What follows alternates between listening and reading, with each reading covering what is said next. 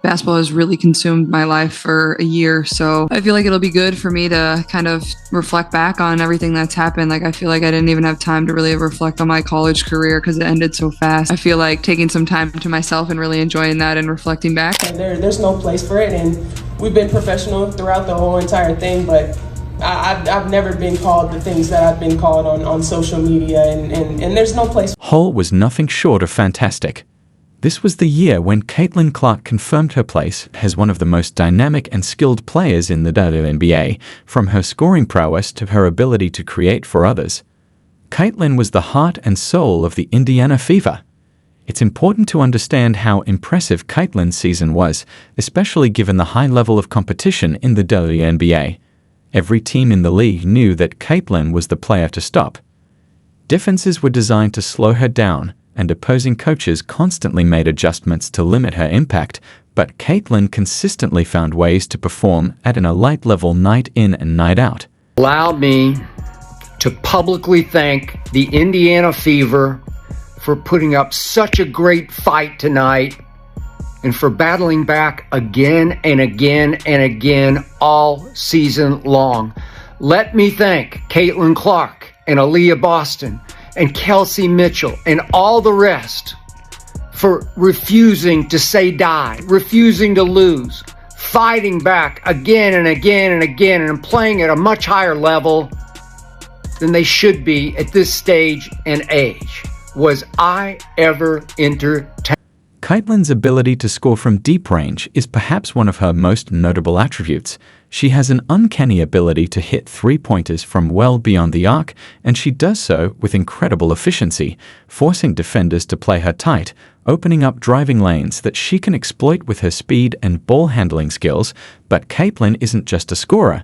She's also one of the league's best playmakers, regularly dishing out assists and getting her teammates. Caitlin has a unique ability to see the floor and make the right pass at the right time, allowing her to focus completely on scoring points.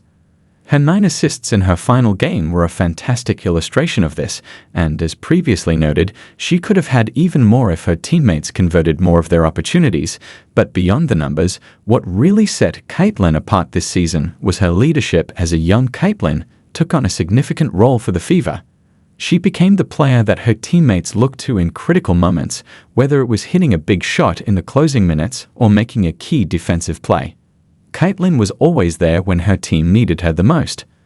This leadership, combined with her on-court talent, made her one of the most important players in the WNBA this year. That this group accomplished that, a lot of people probably didn't think was possible, one, to start the season, and two, after the start we had to the season. So,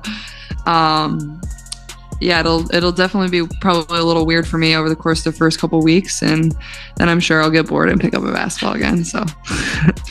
After such an intense and demanding season, it's no surprise that Caitlin has decided to take some time off. Many WNBA players choose to play overseas during the off-season, not only to stay in shape, but also to earn additional income. But Caitlin has made the decision to skip overseas play and rest instead. For her, the choice was clear: she needed a break.